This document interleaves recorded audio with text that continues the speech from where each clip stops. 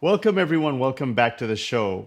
We are welcoming back the great Professor Peter Van Toor, and a lot of people are extremely excited to hear what he has to say about his new Cotumacci release that he has released now with Westmans. And we are going to spend the entire episode talking about his Regulae and Cotumacci's the new book that Professor Van Toor has recently released. So, Professor Van Toor, welcome back to the show.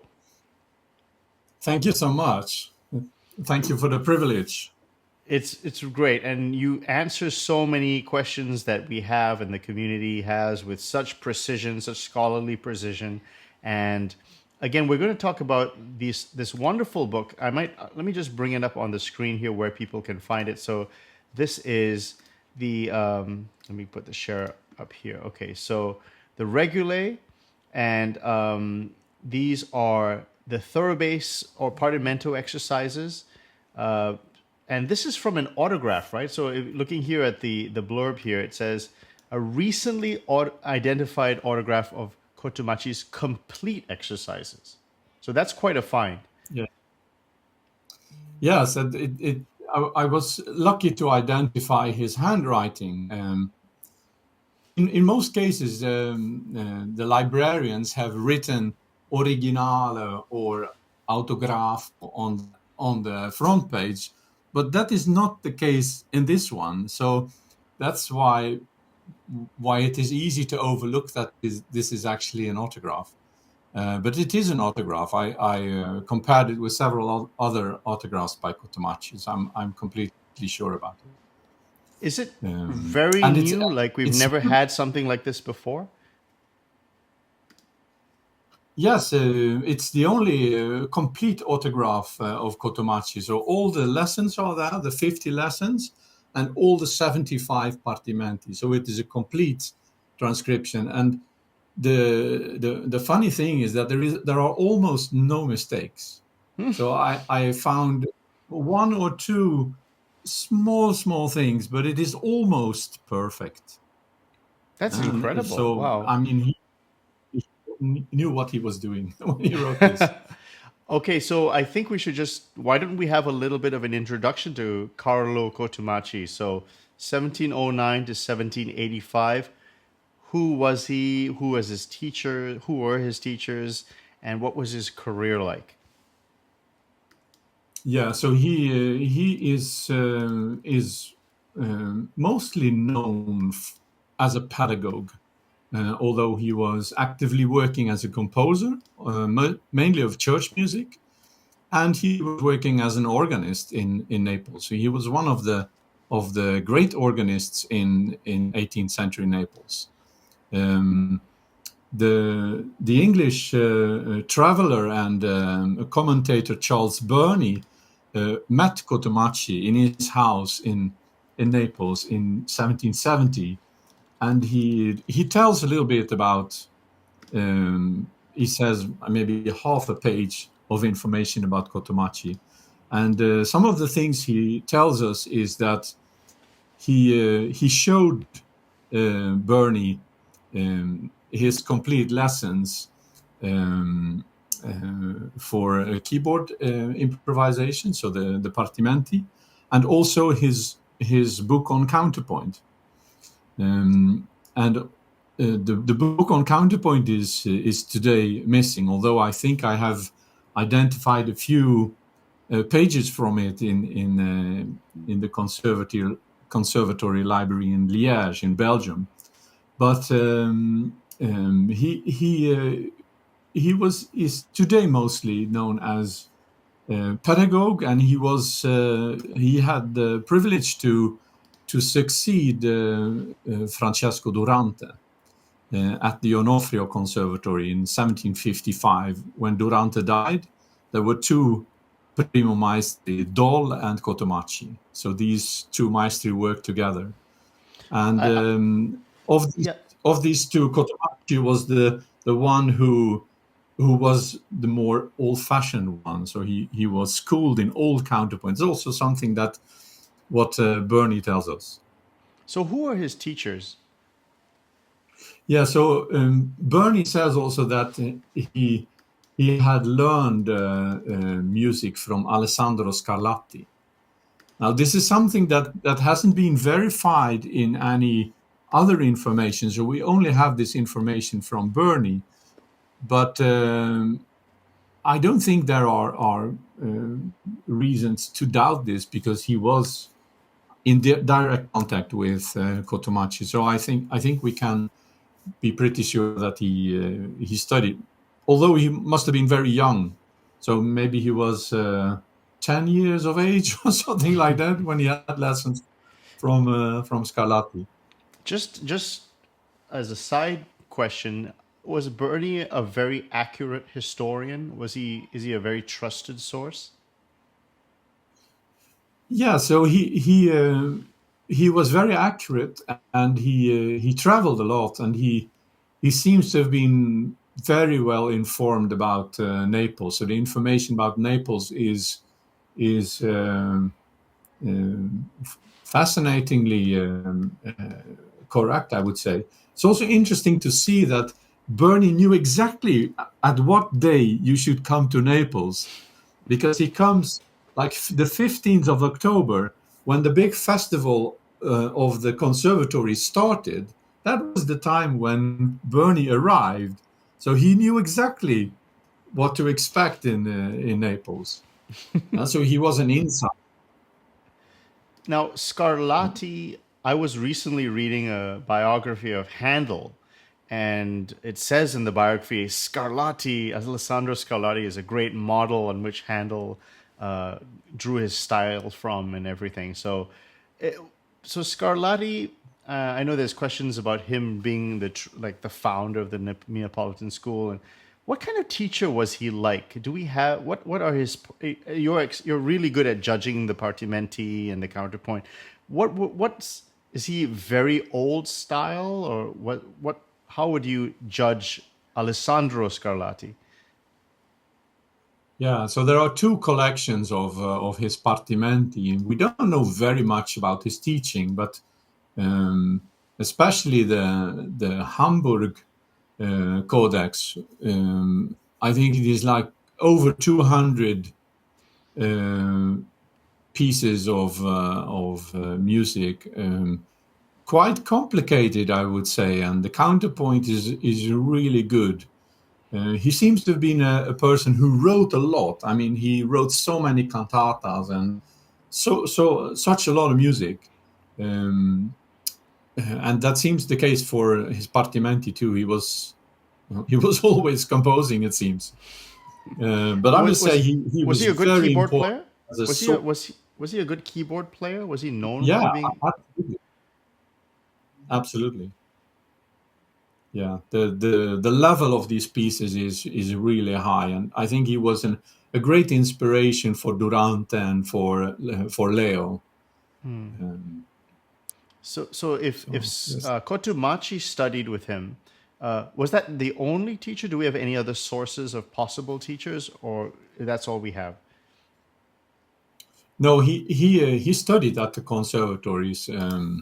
I don't know exactly who his teachers were, but since he was born in 1709, uh, we may expect that he must have studied in at a very good period when the level of counterpoint was really good. The 1720s, early 30s maybe. So I would say that if I would choose, if I would be able to go back to Naples and place myself into the historical milieu, I would choose the 1720s or 30s or maybe 40s. That would be the perfect time to study these things. Now we know Fenaroli had famous students, Cimarosa. Did Cotumacci have famous pupils?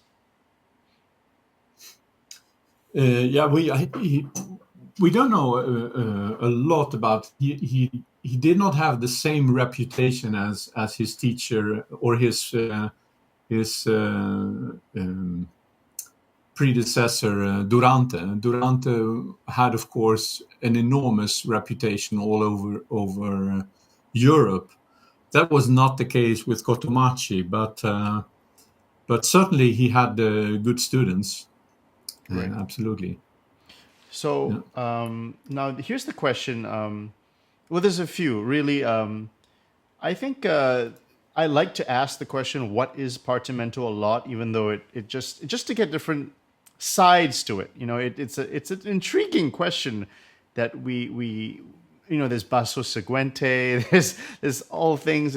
Is Partimento, because really that's the name that everyone is using now. It's a very exciting term. And I think I was talking to your colleague, Professor Matteo Massori, and he has a good explanation and gives some background on that. But why don't I put the question to you again? You know, what is Partimento? What is it used for? I think people get this idea that it's to teach you to be a composer, or is it multifactorial? Does it have other aspects to it that's part of the training? Yeah, so I would say that Partimento should be understood in the educational milieu of the Neapolitan conservatories. It was one of the materials that were given to the students to become a musician. The other materials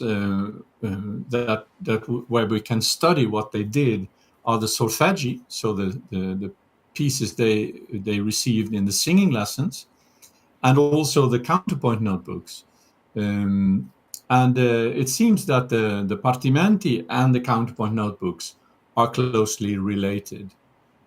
So it seems that partimento and counterpoint is more or less a unity. So what you start in partimento is continued in written studies when you have taken your exam in partimento. So it is a preliminary phase in learning the art of counterpoint. And it's also interesting to know that the subject was called contrappunto pratico, and so practical counterpoint, which was not the same as theoretical counterpoint, which was more old-fashioned, where you study like the mathematics and proportions and that kind of stuff. Here it is more like learning by doing. So the teacher plays and the student imitates and varies the exercises, and you learn to speak the language, so to speak. And I think this is what attracts modern players more than anything else, that you can learn the art of counterpoint by listening to good examples, and a teacher can play realizations of simple exercises such as cadences and scales.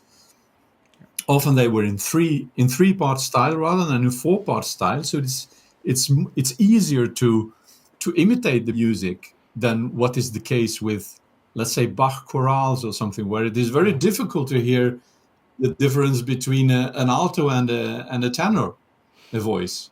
Especially if you play it on an organ or a keyboard instrument, it's sometimes the voices even cross, and it's really difficult to imitate it by ear.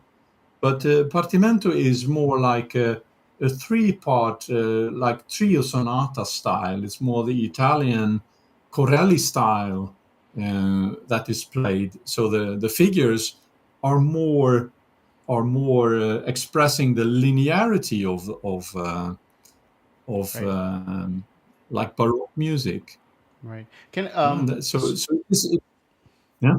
I was going to ask you about basso continuo in relation to learning partimento. So, like Gasparini has a very famous treatise on accompaniment, and so do these students learn chords? I know we have the anecdote of Fenaroli making the students play 10 notes at a time, something like a large, big, big chords. Is that partimento and basso continuo at the same time, or do they learn chordal playing in ensembles early? Yeah, so it's interesting that in the Bolognese tradition, it is very difficult to find the word partimento at all. So it seems to be a, a word that is mostly connected with Naples, although the word partimento does appear after 1800 in Bologna too. So there has been a dissemination of partimento pedagogy to other cities, but it seems that the term partimento was more or less coined in Naples. So that's the first thing. Um, yes, the difference between basso continuo and partimento is, of course, that basso continuo is mostly referred to as a term for accompaniment in instrumental music, in sacred music, in opera, and so on. There's always a singer or a flute player or a violin player or whatever.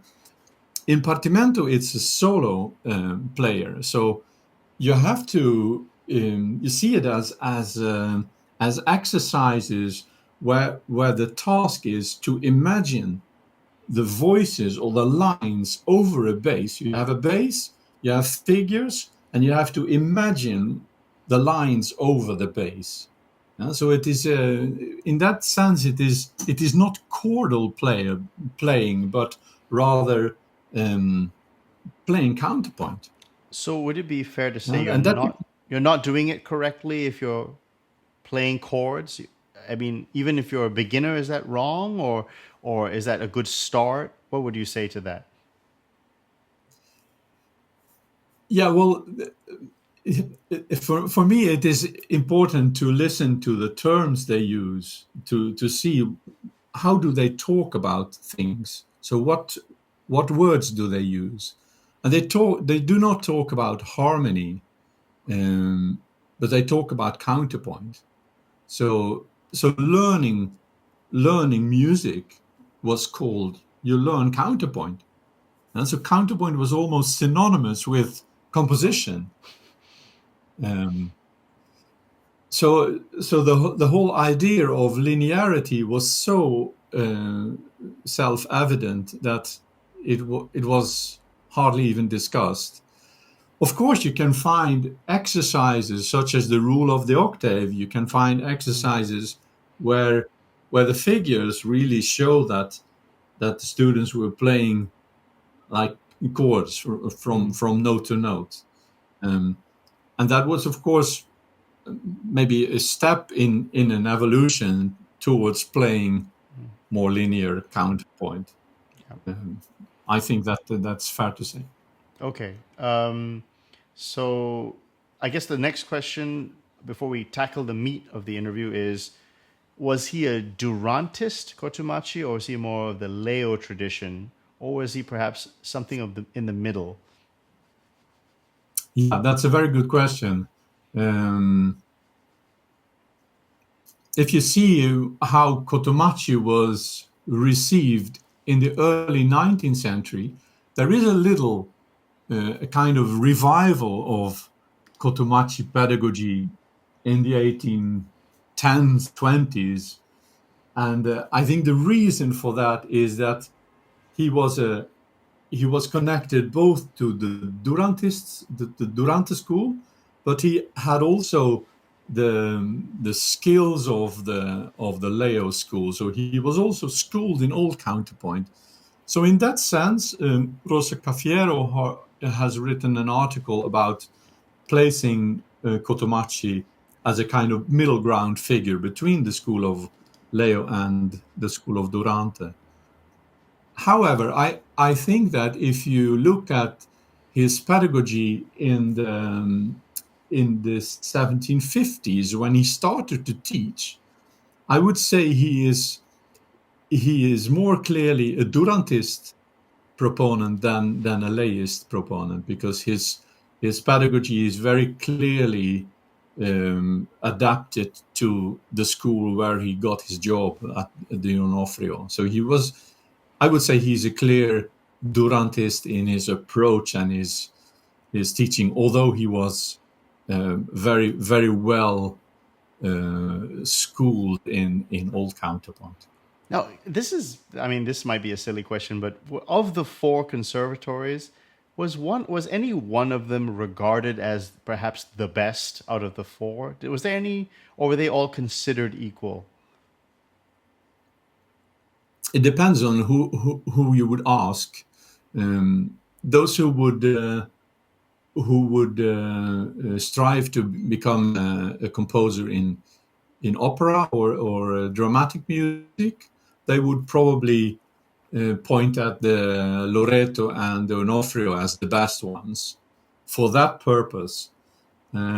If you would like to become a good composer of church music, the answer was almost certainly the Turchini or the Pietà, which was specialized in church music.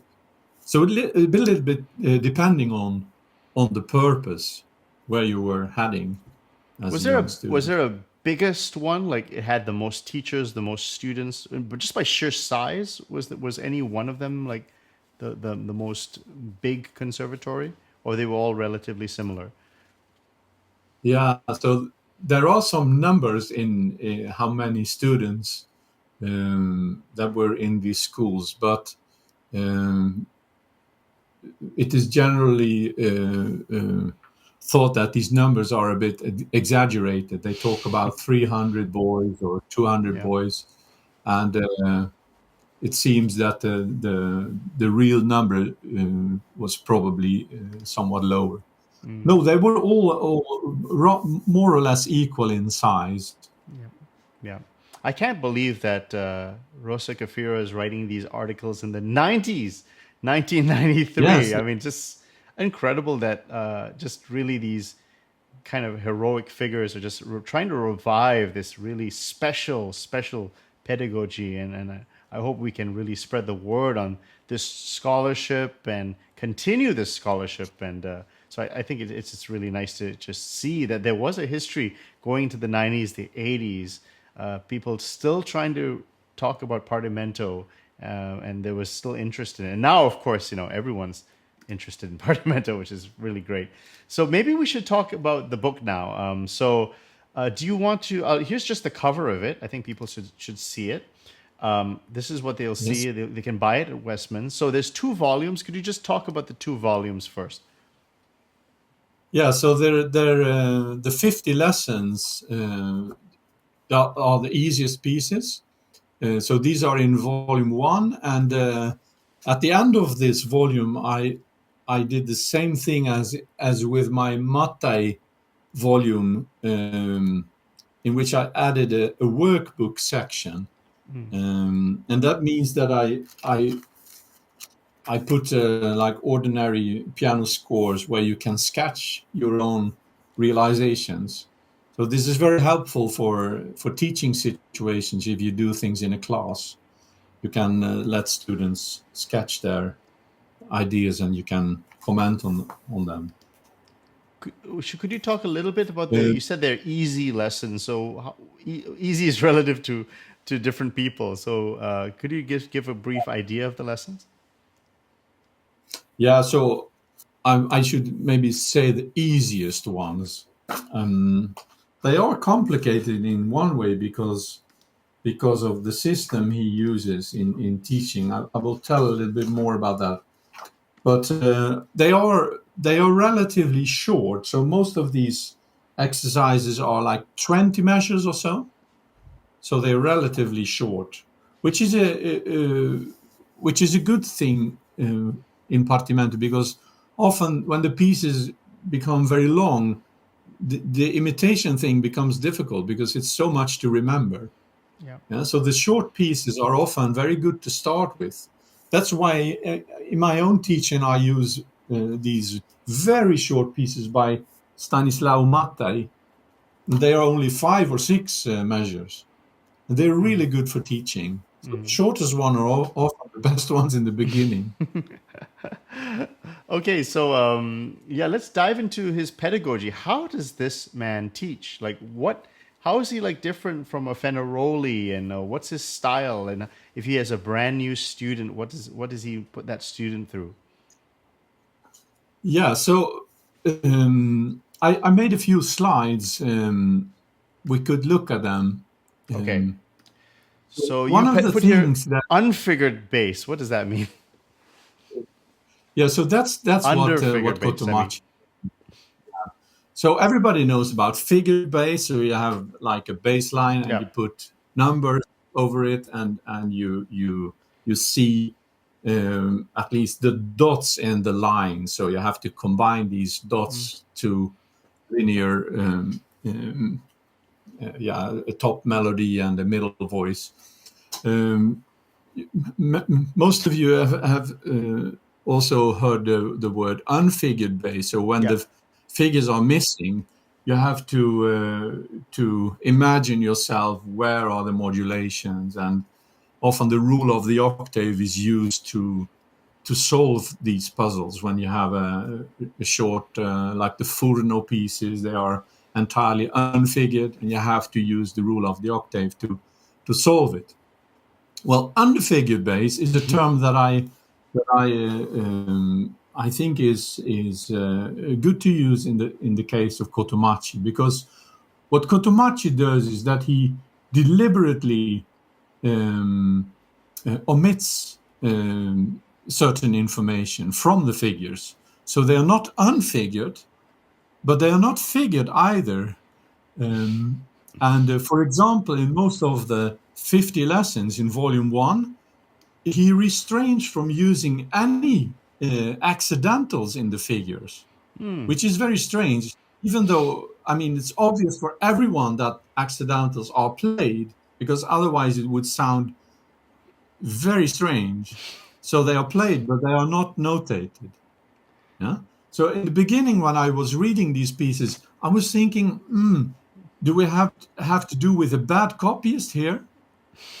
You start to doubt on the quality of the collection. Is this really, can this really be correct? But now when I found this autograph, I was that was a great moment, because I could see, this is deliberately done. These are Hmm. no mistakes. This is really part of his pedagogy. Could, And so could we see an example of that? What do you mean by underfigured? Maybe we should see something that represents that. I have a few slides. We'll come to that. I will have a few slides to show in the Okay. beginning, just to show the different styles of partimento. So you can. I just took a few photos from various manuscripts, just to show what you see. Yeah, so if we take the next slide, we see a typical start of the school of Durante. What you see here is typical, because Durante starts with cadences. So you Yeah. have bom bom bom, a simple cadential formula, and it is then repeated in new keys. In this case, it's interesting to see that um, he extends the cadence. So there's a pom pom pom, and then pom pom pom pom, and then pom pom pom pom pom, and then pom pom pom pom pom pom pom pom pom, like that. Mm. And so they become slightly more extended. So a little bit more to memorize, and a little bit more to also to connect with the previous exercise. Mm. So this is you can, and the length of these is always the same. So you can use the skills you learned in the G major version and apply it into the next key. So it is you can almost see that this was used for imitation and variation. Yeah?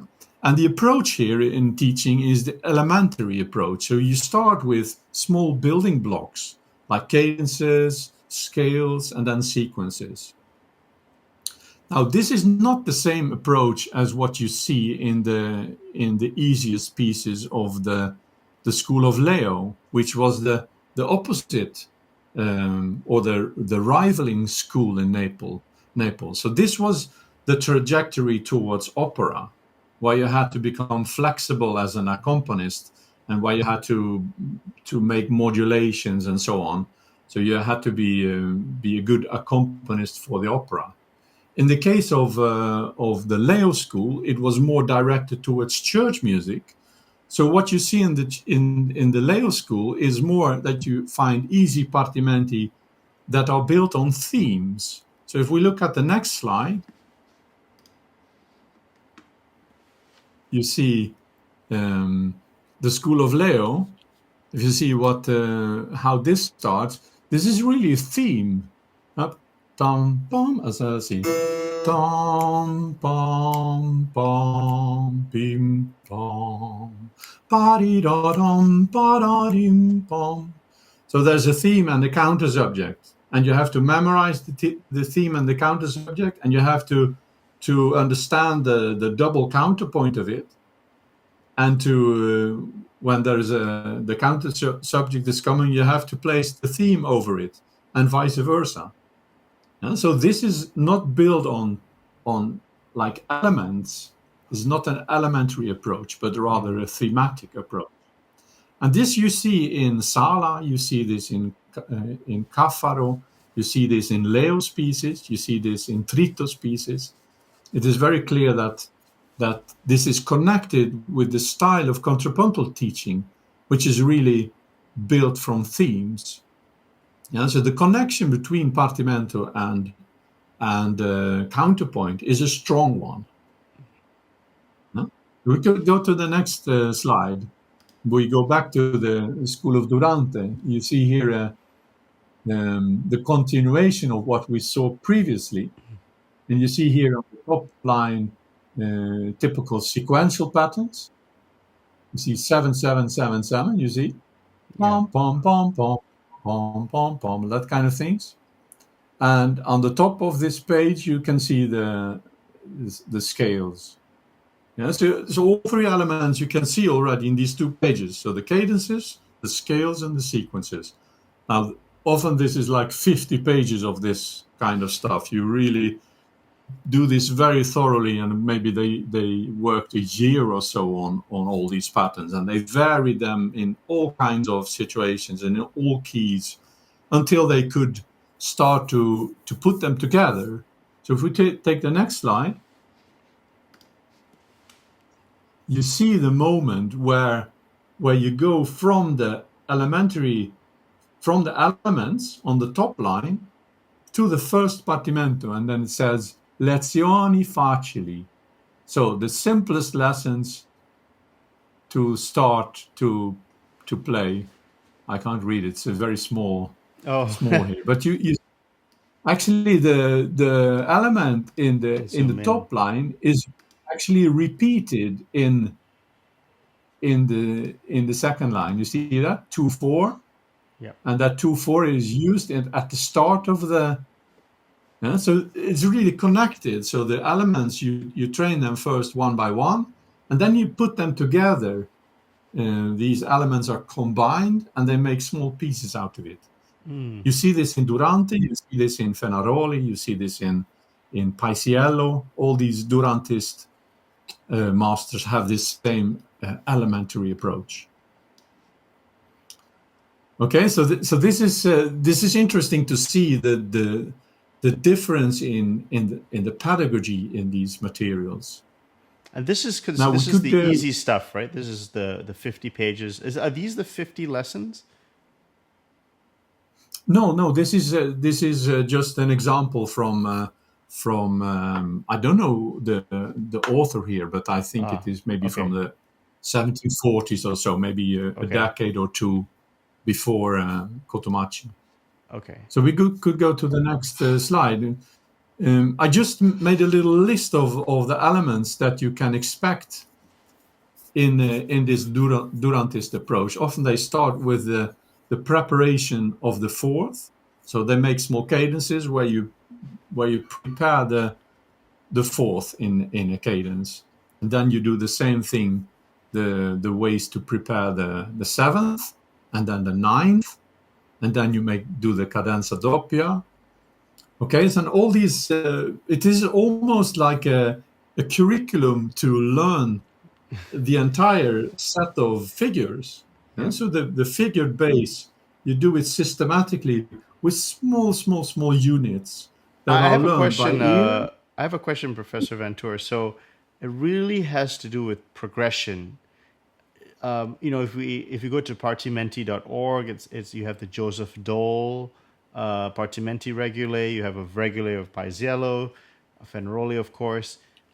Is it important? This is this Durante element. So basically, if you're teaching Partimento, do you follow that cadences first, rule of the octave, and then preparing dissonances, and then moti del basso?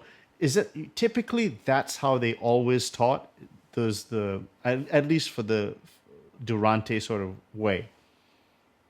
Yes. So sometimes there is a so some maestri can do the cadenza doppia before the 4 and the 7 and the 9. So Yeah. there are differences in the order, but more or less it's more or less the same in the school of Durante. Yes, Okay.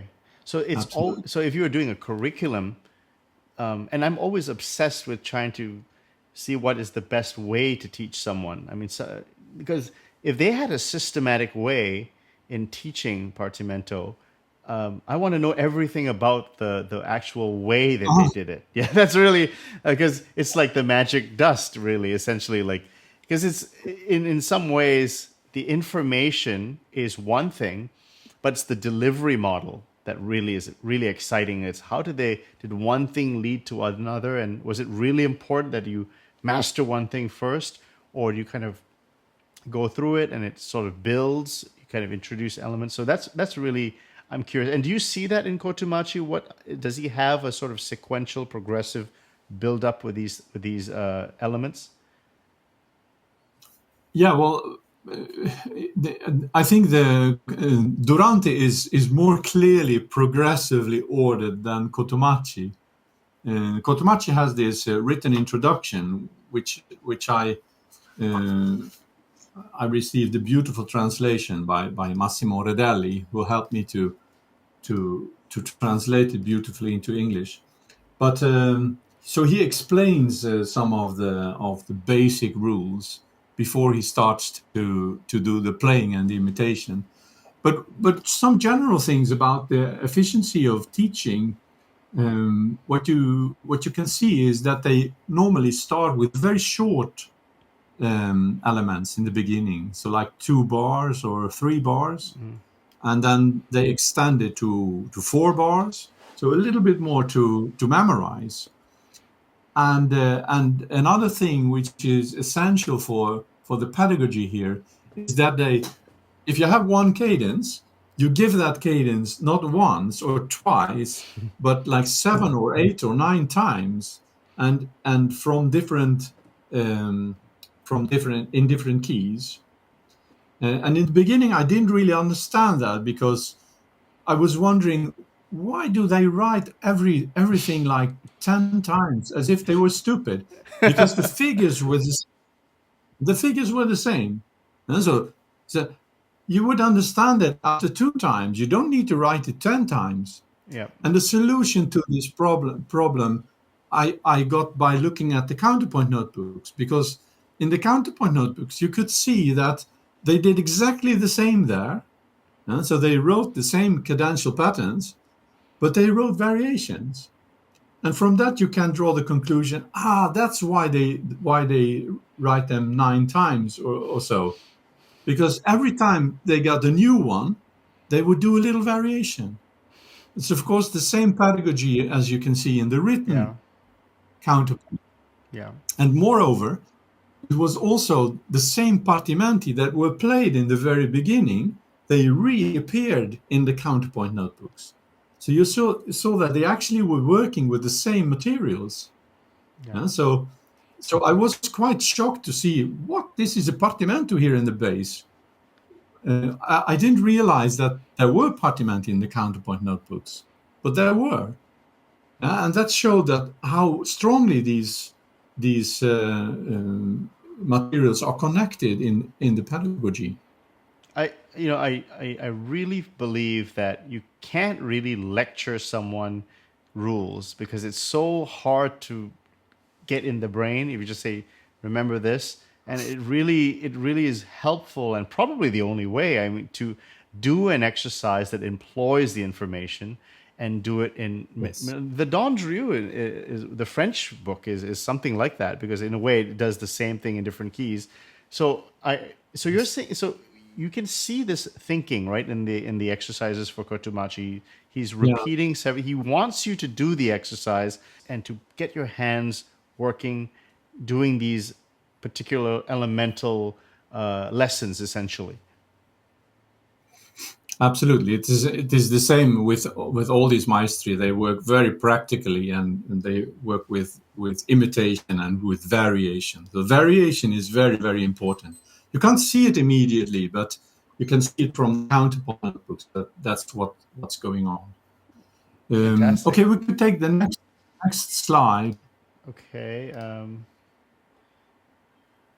Yeah, so this is a very interesting page because this is the very start of when Durante is ready with everything. He has done the fourth and the seventh and the ninth and all the sequences and so on. So the whole figured bass curriculum is ready now, and it is as if Durante then wipes everything from the table and says, "Okay, let's start all over again."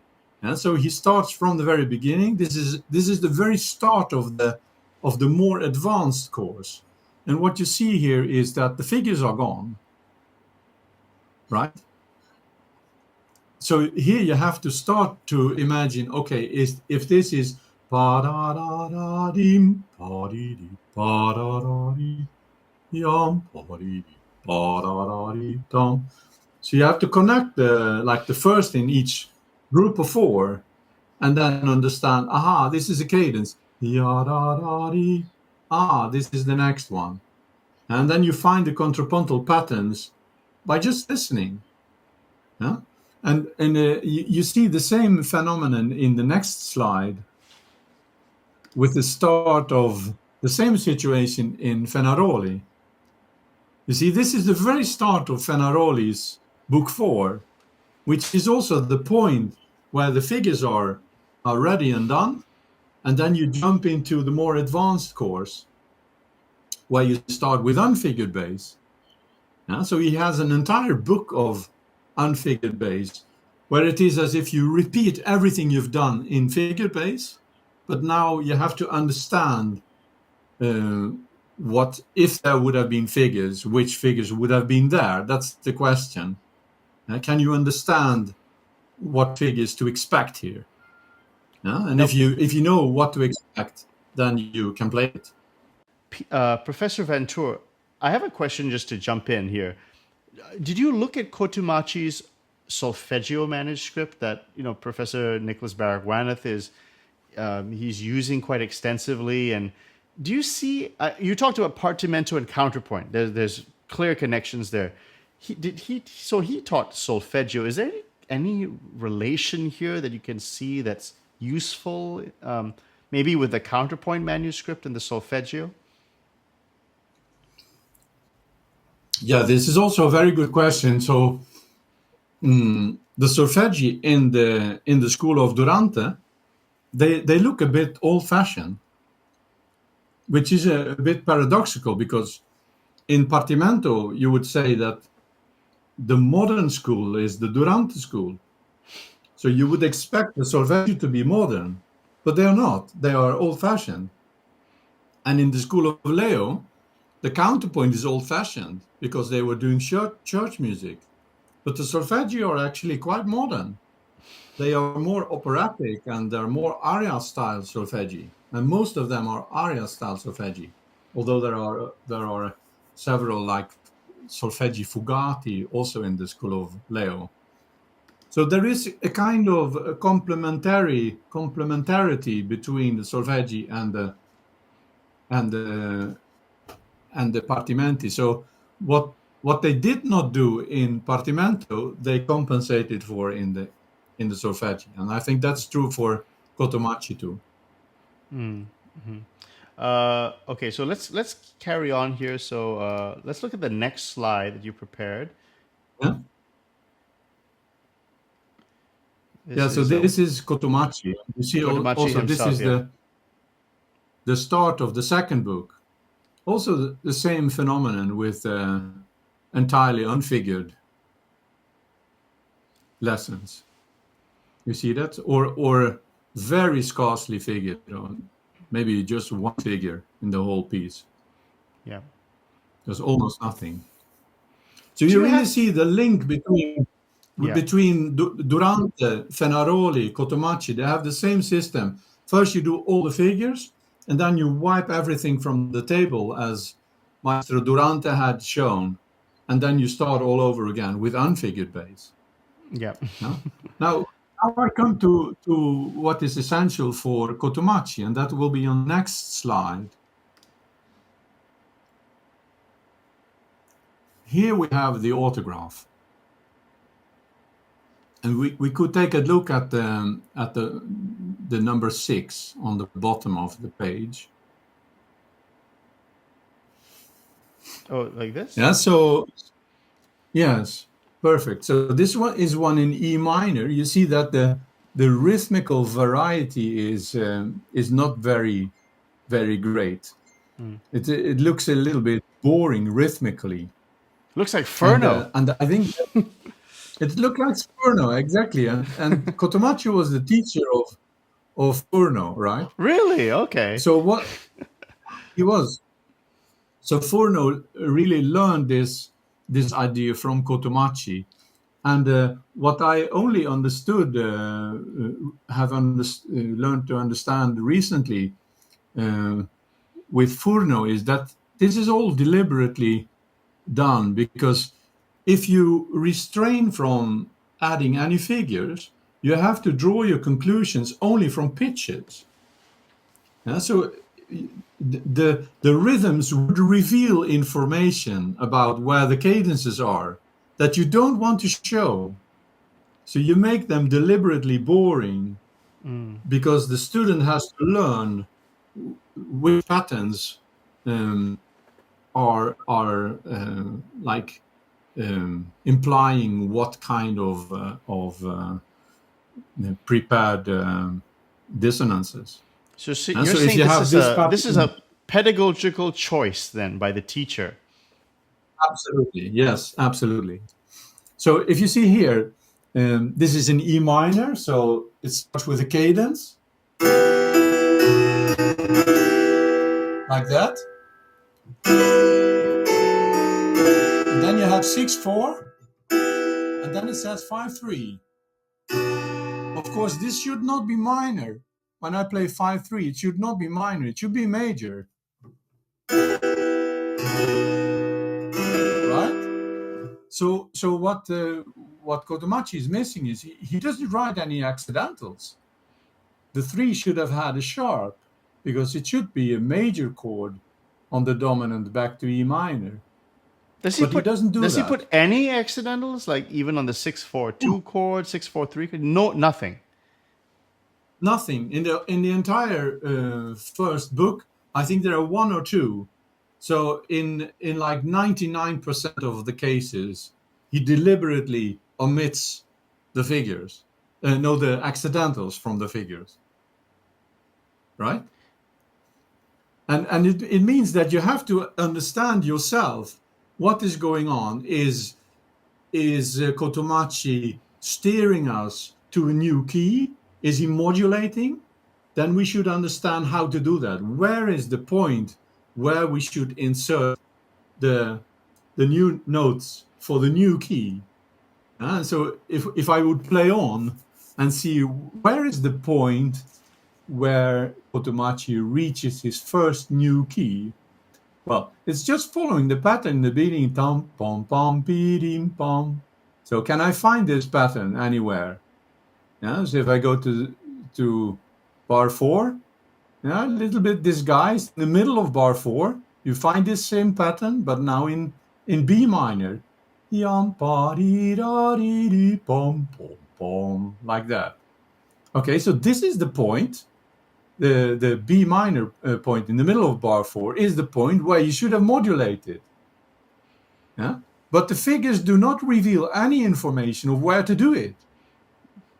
And that is, of course, deliberately done by Cotumacci because he wants you to understand yourself. What is the best point to do it? Okay, so if I would do that, okay, this is just returning back. Yeah, you are still in E minor. You are still in E minor. Now something must happen.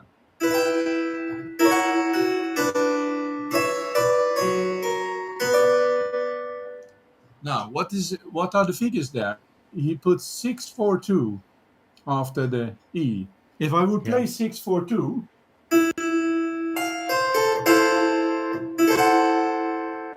it would not be good. That's not the one you should have, because it should have a sharpened 4 because you modulate. Yeah? So if you modulate, you need to have a sharp 4.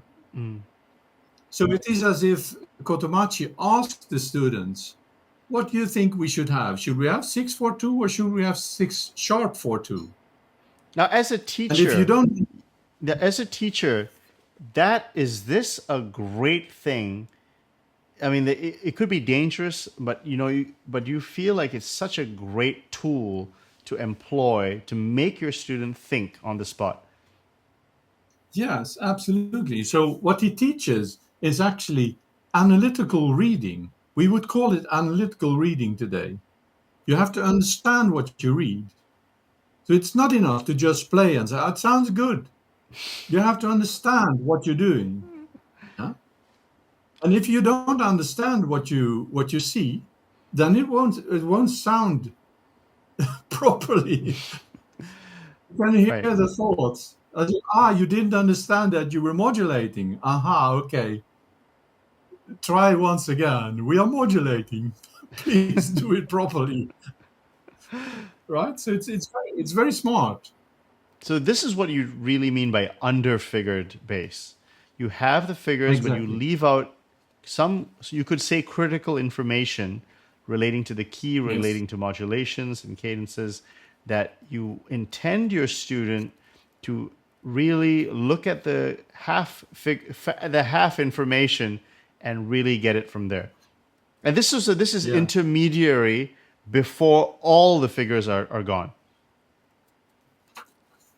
Exactly. Yeah. So Okay. and they become very complicated at the end of the second book too. So he has very difficult pieces with fugues and everything.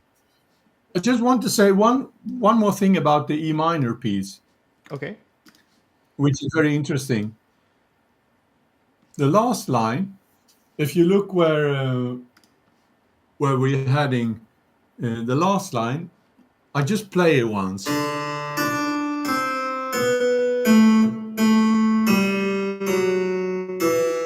Oh, sorry, I have to go to the cadence in the middle of the next to last line. Okay. The C major. Now I will play the bass from C major. Okay. Listen here.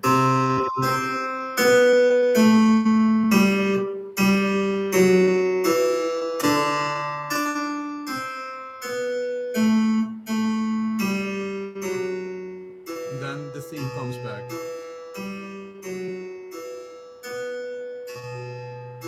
The confirmation of the main key. So this is really a sequential pattern, right? And this is what we in modern music theory would call tonicizations. So you have several points where you're reaching. You confirm a temporary key.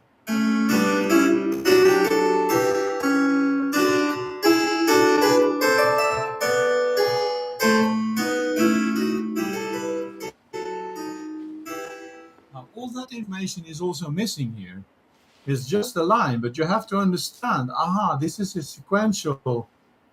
sequential pattern where you have to tonicize every temporary key in order to make sense of it. Otherwise, it would sound really strange.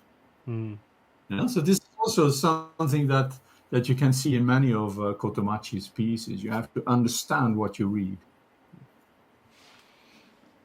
Okay, so what is this? Oh, this Now, is the this same is the thing. same piece. Okay, okay, It's the, you it's the typed it out. transcription. Okay, this one. We could end off with this one.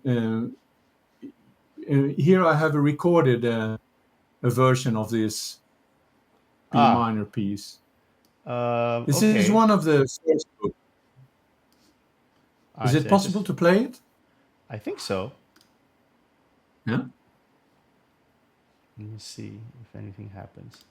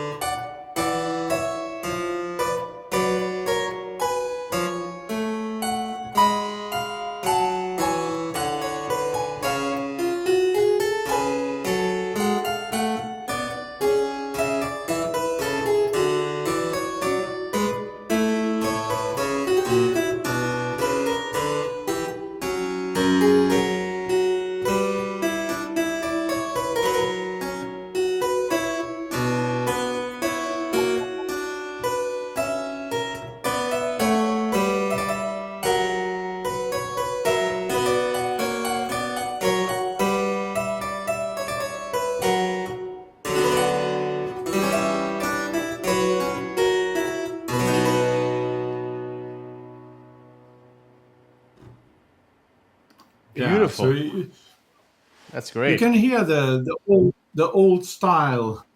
It's very linear. It's almost like a trio sonata Mm, it's gorgeous. That style. was wonderful. So this is a Yeah. Cotumacci Partimento that you realized. Yes. It's Wonderful. the lesson number 43 here. So it's So at this the is from very the. end of Is that book two? Or for the is that first book. from? Oh, so it's already No, this is quite. book one. Yeah, quite. It's got stuff in it. That's Yeah. quite. That first 50 is, as you Uh, said, so What about this the so second book short. then? Yeah. So the he uses the term partimenti for the second set, and they are more advanced. In the beginning, they are unfigured, but at the end, they are highly figured, and there are, I think, 9 huge partimento fugues among these 75 pieces in the second book, and they're really complicated.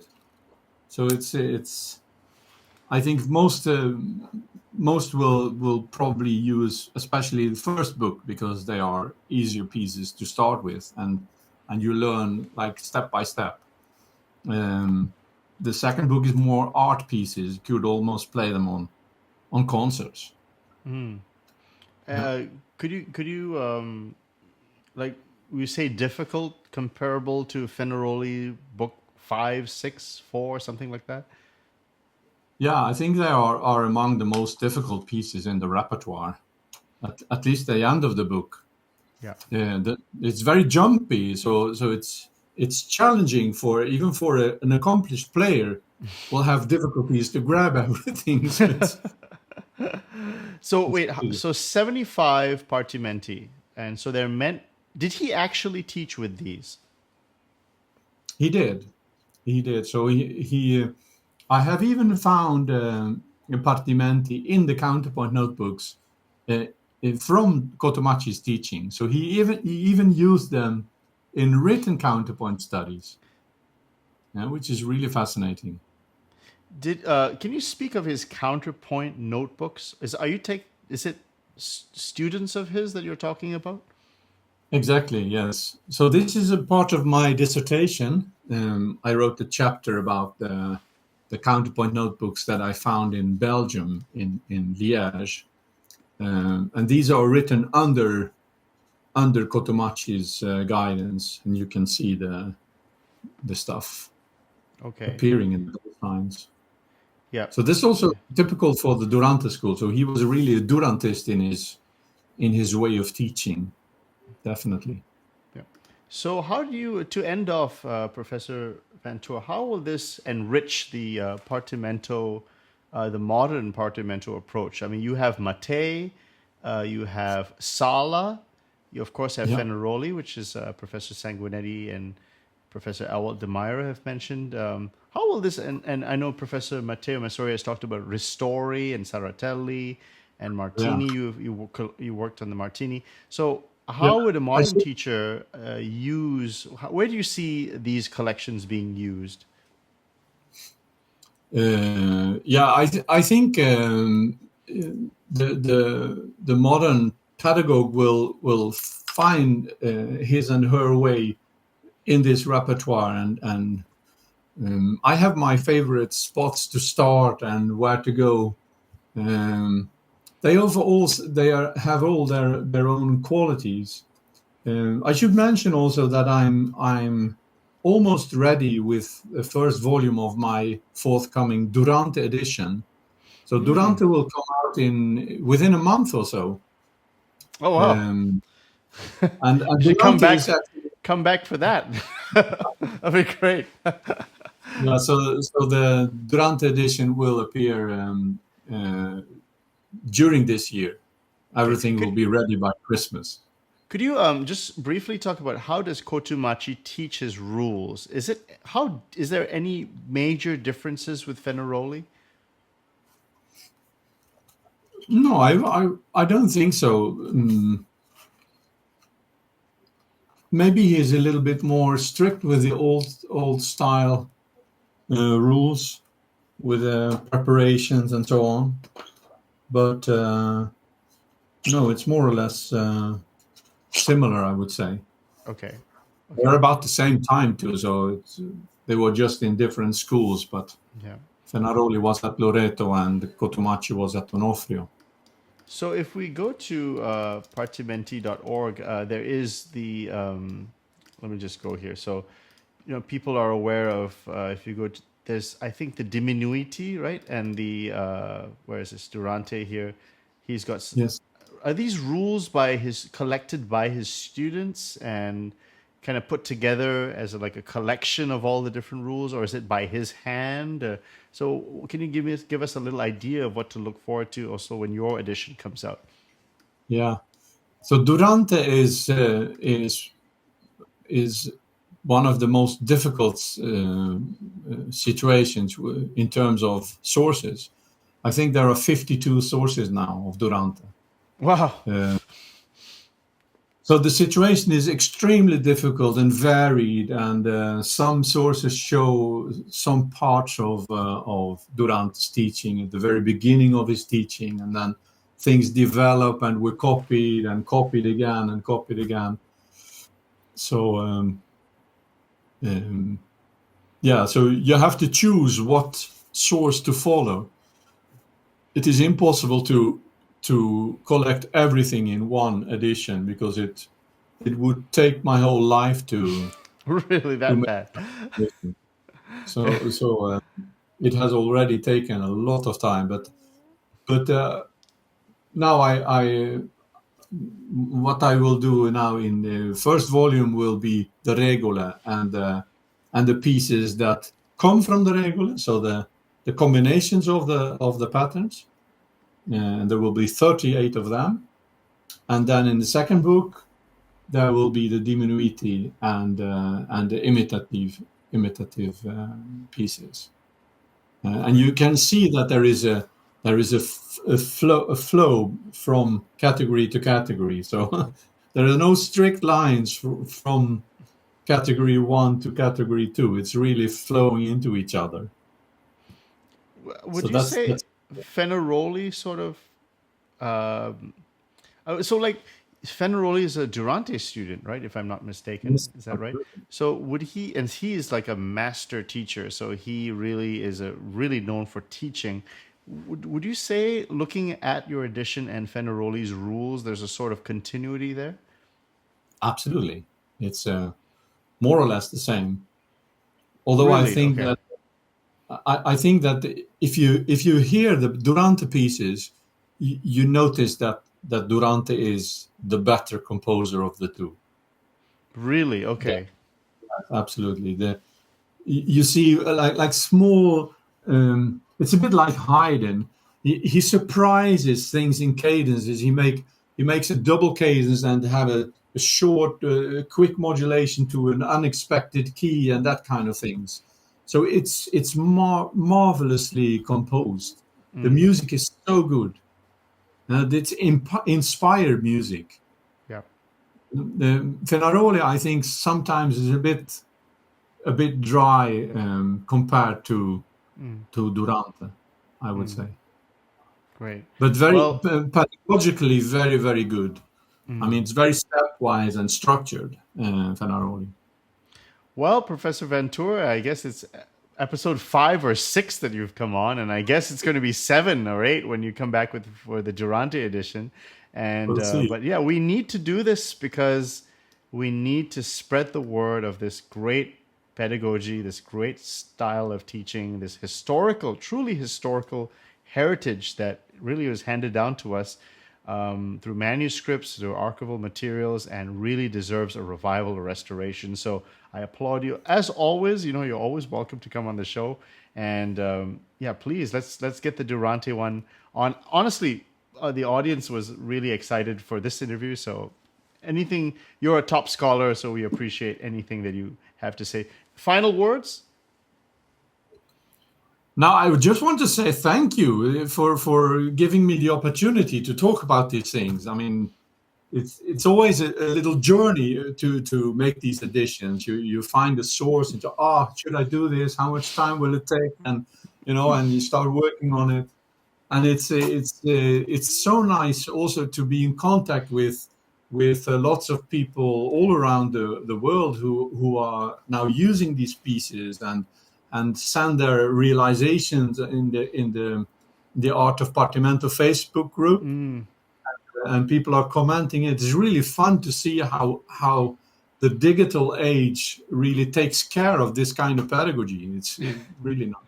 I can speak for maybe a bunch of people who think that's it's always great when a scholar is able to give more information, sharpen our knowledge of really particular things. And I can maybe I can just end with one final thing. Are you non-partimento aligned colleagues in music education? Are you seeing more people curious about it? Have people? I mean, I guess definitely since 2019, lots of intriguing. There's big conferences coming up.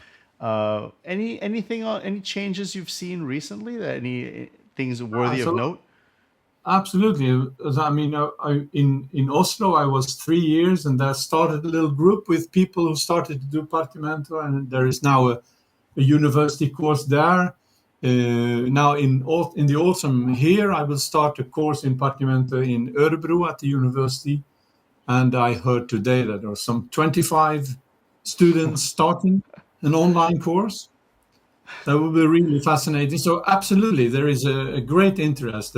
Many church musicians are interested in learning like improvisation in more historical ways than what they have learned in their education. Oh, So I just there's one thing I forgot. I know you got to go, but I just want to ask you this. Okay, so I was just talking to a friend, and he was just saying like, J.S. Bach, the greatest composer of all time, better than CPE, better than his son JC. I know, all right, sure. But I was just thinking to myself, when we throw out best and all of this, I mean, have we really looked at everything that's been published or maybe not published and made a decision? Because you told me something really astounding. I mean, pretty recently you said something like Padre Giambattista Martini, Padre Martini. Isn't it true that the greater corpus of his work is just in manuscript and unpublished, and like there's yes, a and maybe and if him there's maybe other Italian composers or all sorts of people who are just languishing in archives. yes, absolutely. I just have to mention one thing. If you look at Leonardo Leo, if you hear his piece, every time you hear a piece performed by Leonardo Leo, people are asking, "What? Why is this not?" why is this not published? Why is this not on CD? It's still in manuscript. It's a composer comparable with I ranking as high as Johann Sebastian Bach. There's not even a complete edition of Leo's masses. It's a scandal. It's a scandal. Wait, okay. But there was No, someone who told me something. Martini did something, or was it yes, Spanish composers? I don't know. Somebody told me that somebody did something that Bach didn't do. So that's what got me intrigued. It got me intrigued. It was either Spanish old Renaissance people or it was Martini. I don't remember. But somebody I did was something that Bach didn't do. I was thinking that the Neapolitans, they always go up to 4 parts. Yeah. Okay, so they counterpoint in 2 parts, 3 parts, 4 parts, and then they start composing like masses and dixits and solo motets and so on. And in Bologna, the Martini, he goes from 2 part, 3 part, 4 part, 5 part, 6 part, 7 part, 8 part. Okay, so he has a longer trajectory of counterpoint. Yeah. And you're saying a lot of his stuff is not published. Yes, absolutely. Yeah. Incredible. I mean, that's incredible. I mean, well, please, I hope performers and people who are that this is it. I mean, please record more and more of that stuff. I really will. The world needs to hear to revive this. I mean, it's like during the Renaissance, they had all these Greek from Constantinople, right? They had all these manuscripts coming into Italy and that sort of thing. So it's like we have all these Italian music and music in these Naples conservatories and Martini that we really would love to hear published. Like I know Giovanna Barbati was doing cello work, Cipriani and that sort of thing. So let's keep that going because more unpublished works. I think it would at least change the perception of what classical music. I mean, for instance, Vivaldi, right? I mean, wasn't Vivaldi like in languishing in oblivion, total obscurity until relatively recently? And then there was a huge Vivaldi revival, and that's just one composer. Yeah, absolutely. Yeah, there's a lot to discover still. Yeah, great. Well, the great Professor Peter Van Toor. Mm. Well, I'm booking you preemptively for the Durante, so we'll see you again, I guess, relatively shortly. But thank you for today's episode on Cotumacci, and I'll talk to you soon. No, thank you so much for the privilege, Nico.